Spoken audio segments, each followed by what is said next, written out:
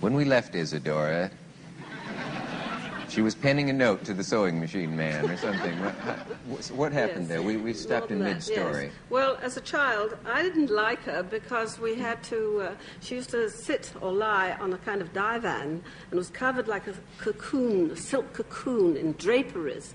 And at that time, she had hennaed hair and painted nails. And for a child, you know, all that time ago, it was like something completely artificial and rather frightening. And she used to make us walk up in line up in the morning and walk up and kiss her hand. And I didn't go along with that, partly, of course, because my parents were socialists and my mother was a suffragette. And the child of these advanced people did not like kissing hands, you know. I didn't mind my hand being kissed later, of course, but at the time I was very upset. And then we were little clothes horses. We used to have a blue salon and a white salon. All the distinguished people in Paris, in fact, Europe, Rodin was said to come there and draw us all. I believe he did. Some of those little Rodin pictures you see are probably others, maybe me, I don't know. And anyway, in the morning we wore blue linen little dresses, and then we were watched by famous people as we ate lunch. And then we changed into pale blue little dresses. We danced in the blue salon in blue chiffon, in the white salon in white chiffon.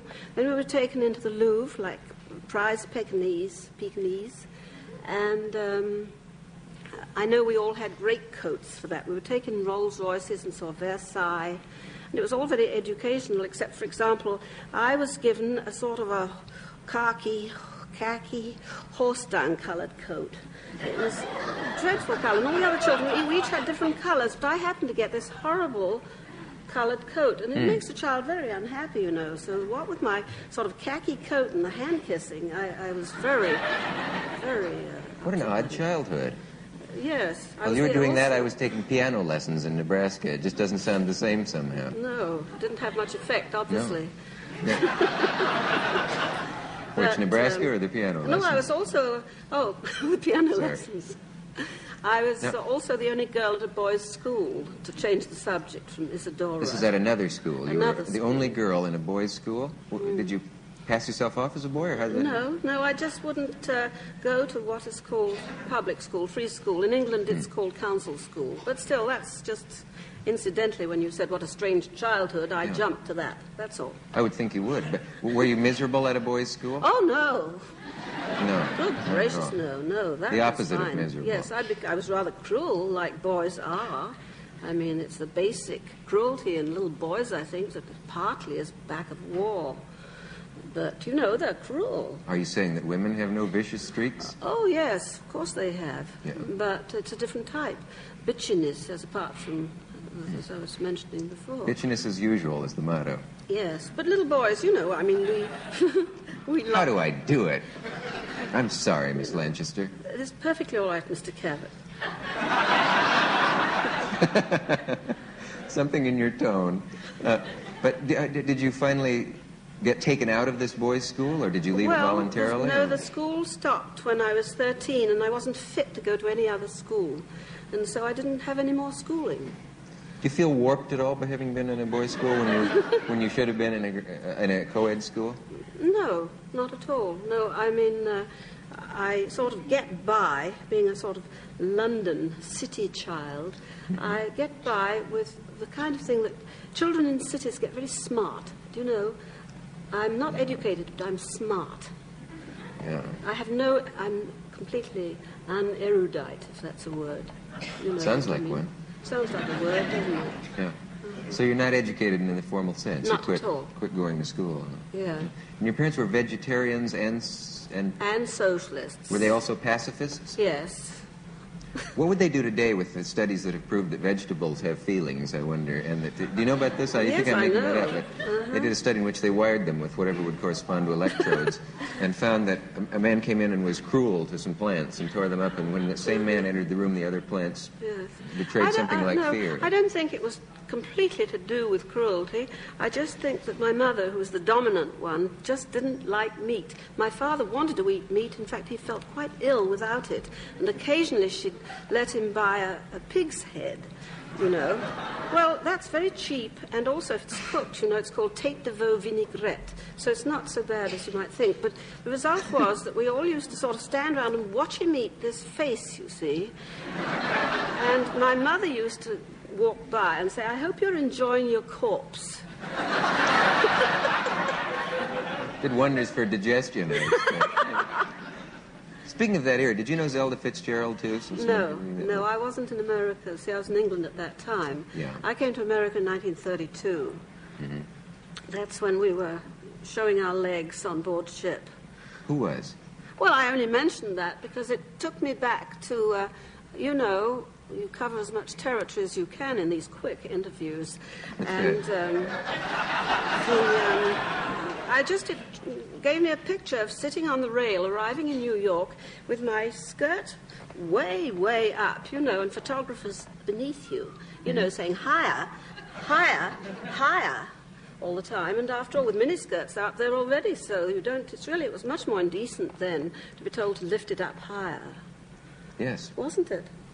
So back to Must Zelda. have been. I can't imagine things like that. I just switched from Zelda because I know nothing about that particular period in America, you know. Now, so is your arrival year in America? In the 30s? In 31, I think it was, yes. We did a play. Then Charles, of course, was sort of drawn into films in Hollywood. There's this talk of a mysterious, unfinished film that he was making one time called I, Claudius. And then it was never finished. Is there any place anyone can ever see that? I think it's been shown around the country. I think it's been syndicated, but it was made by BBC. And it's a marvelous documentary. I'm glad to say there's no documentary been made about Charles, and they're pretty routine, those documentaries. So this is a remarkable piece of work because it gathers all the efforts that he made to get into the character, the thing I was talking about right at the beginning of this conversation. And he goes Cockney, returns to his roots, which are Yorkshire, and he curses and swears, and eventually you see these rushes with him cursing and swearing. Rushes, so you know what the day's work. Yeah. And he certainly, he eventually gave a performance, which they've got that piece in this film, which is so great that it really, the film makes you weep because he never fulfilled the promise of this extraordinary performance of Claudius. But it's only sections. They only got a third of the way through. And, Gee, I'd love to see that. This film, it is around the country, and I don't know, some station. And you once played Peter Pan with him. Oh, yes. He played Captain Hook and you played Peter Pan. Yeah. Mm-hmm. Yeah. Yes, where was that? At the Palladium. In London? In London, yes. And then you broke your arm or something and flew sideways, or how? No, I never broke my arm. A rib? I broke a couple of ribs because they flew me badly. The man that flew me had flu. Oh, God. Almost sounds like a terrible pun. Doesn't it? Yeah. And understudy, a flying understudy was on. He kind of lifted me with a jerk. But oddly enough, you do 2 shows a day of Peter Pan. That's 3.5, that's 7.5 hours you're in that flying outfit. You see, twice a day. And it broke a rib? The harness caught me in such a way, I suppose. But it was a relief to go on, because when you're on the stage, you feel nothing. I mean, you know, if you poke my eye out this minute, I probably wouldn't know. Because we're in front of people and there's some sort of thing in the air, you know. That, there's actors go on very sick and feel well. I've seen you with a cold on, and you soon forget it, don't you? Yes. You've been on with a cold. Sneeze my way through the conversation and try to pass it up.